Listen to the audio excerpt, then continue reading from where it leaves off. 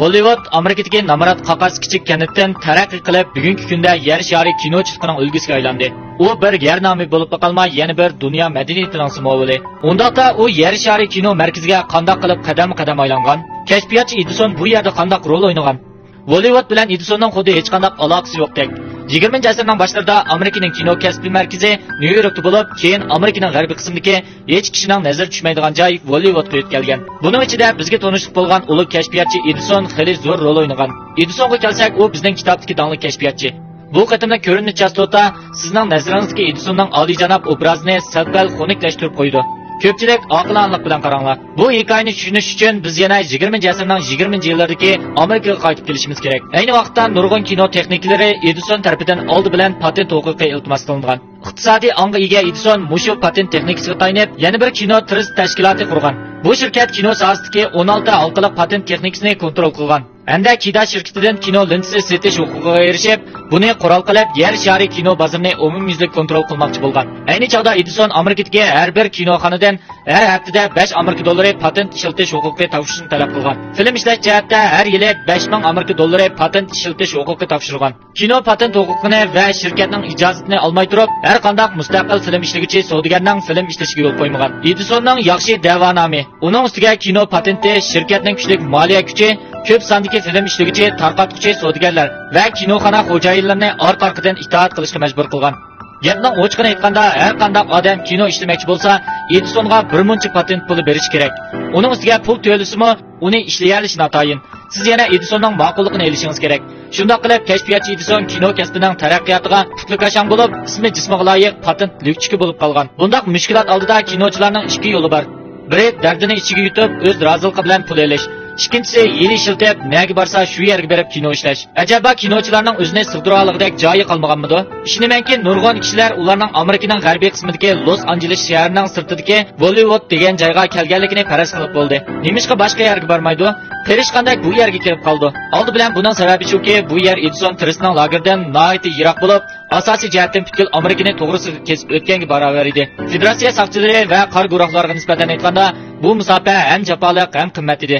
Uning ustiga shu chog'da bir necha rejissyor bu yerga kelib kino ishlagan. Shunga Bollywood degan bu joyning doira ichida nomi bor. Uningdan boshqa Kaliforniya shtati qo'shni davlat Meksikaga yaqin bo'lg'achqa qonunning cheklamasi va jazosidan osonlik qechib qutulaydi. Uningdan boshqa Bollywooddan iborat bu joy tipik o'ttir dengiz klimati bo'lib, sirtda kino surat elishga intayin mos keladi.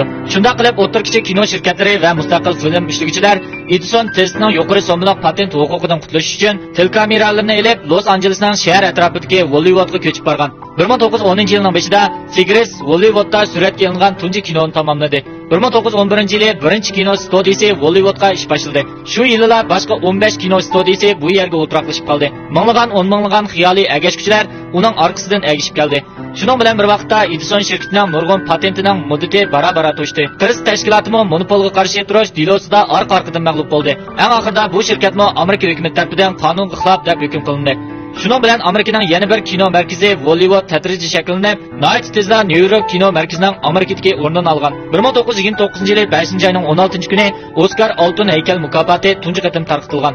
20-asrning 30-40-yillarda Bollywoodning rosa gullangan mazgilda ishlangan nurg'un nodir filmlar ichida ansiz yillardagi Said Jamal buning vakili. Shuning bilan bir vaqtda Bollywoodmi taraqqiy qilib, Amerikaning muhim madaniyat markaziga aylangan. Nurg'un yozuvchilar, muzikantlar, kino chilpanlari bu yerga yig'ilgan. Nurg'un kino chilpanlarining hashamatli uylari hatto Bollywoodning yaqin atrofidagi Beverly Hillsga joylashgan.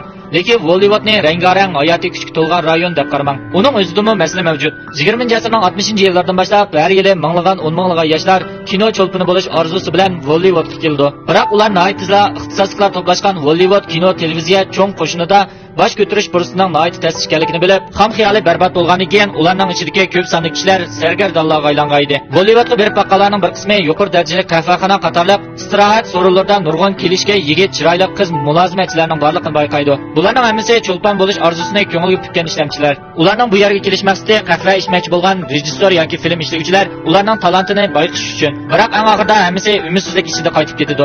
Hozir Bollywood Amerika madaniyatida zo'r simvollik ahamiyatga ega. Bu ishlab chiqargan filmlar dunyoning har qaysi joylariga eksport qilinib, Bollywoodga mablag' solg'uvchilarga mo'l foyda elib kelib qolmay, yana Amerika madaniyatini tarqatdi.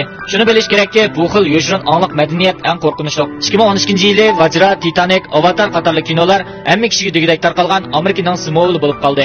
Buningdan boshqa cho'lponlar to'plashgan Hollywood yer shari moda kinochiligining beshigi. Shundaqla yer shari musiqa kinochiligidagi markaziy rayon bo'lib qoldi. Dunyodagi eng yuqori darajada ko'ngil etish kasblari va hashamatlik markalarning yetakchiligi bilan dunyo tarixidagi eng yuqori saviyaga vakillik qildi. Shundaqla Chush zavodi, Disney shirkati, Columbia shirkati, Sony shirkati, yer shari kinochilik qatorliq kino sohasidagi cho'ng shirkatlar maydon keldi.